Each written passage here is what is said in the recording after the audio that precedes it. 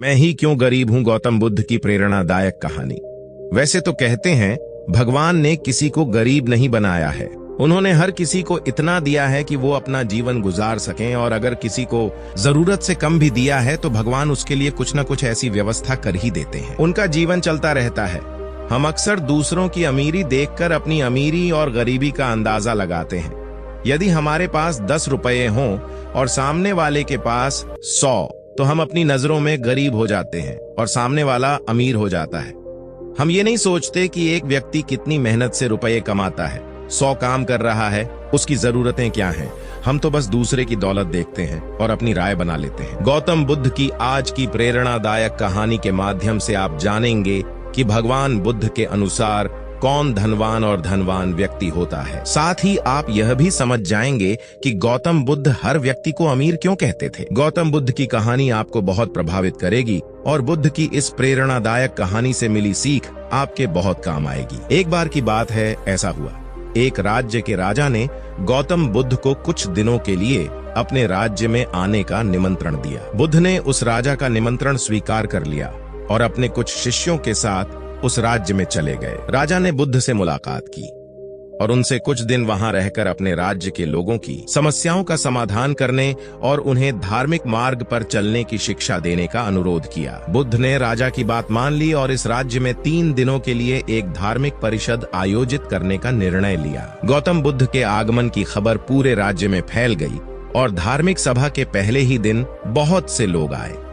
उसी राज्य के चौराहे पर एक भिखारी बैठा रहता था। उसे भी गौतम बुद्ध के आने की खबर थी, लेकिन वह सोचने लगा कि धर्म सभा में जाकर और यहाँ बैठकर उसे क्या मिलेगा।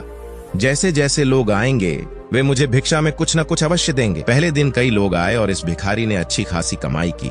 अगले दिन फिर वही क्रम जारी रहा।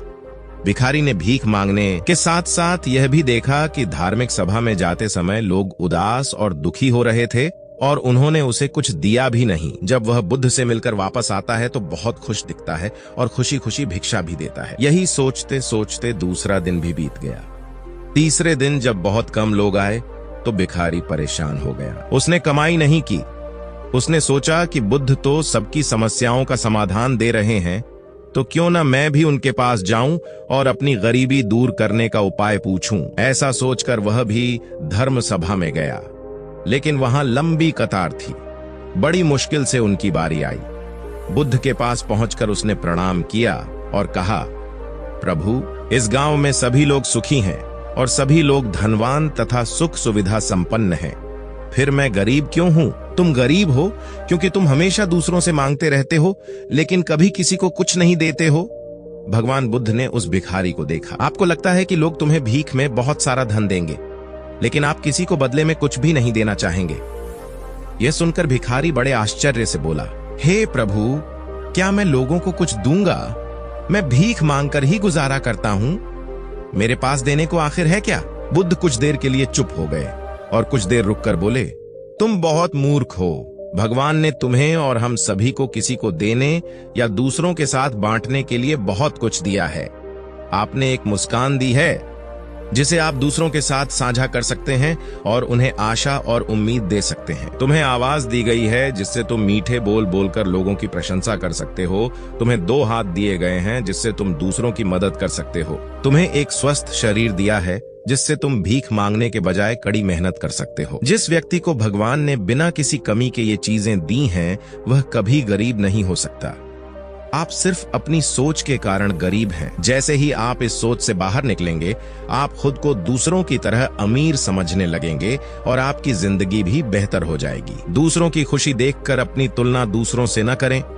भगवान ने सभी को अमीर बनाया है, बस जरूरत है तो अपनी सोच सुधारने की। भगवान बुद्ध की बातें सुनकर मनुष्य को अपने जीवन का मूल्य समझ में आया और वह उनके द्वारा दी गई शिक्षाओं के अनुसार अपना जीवन जीने लगा। जब हम सभी अपनी तुलना दूसरों से करते हैं या दूसरों को खुश देखते हैं, तो हमें लगता है कि हमारी जिंदगी खराब है और बाकी सब मजे कर रहे हैं। हम अपने जीवन में कभी भी अच्छी चीजों पर ध्यान केंद्रित नहीं करते हैं। हम कभी यह नहीं सोचते कि भगवान ने हमें स्वस्थ शरीर दिया है, जो सबसे कीमती चीज है।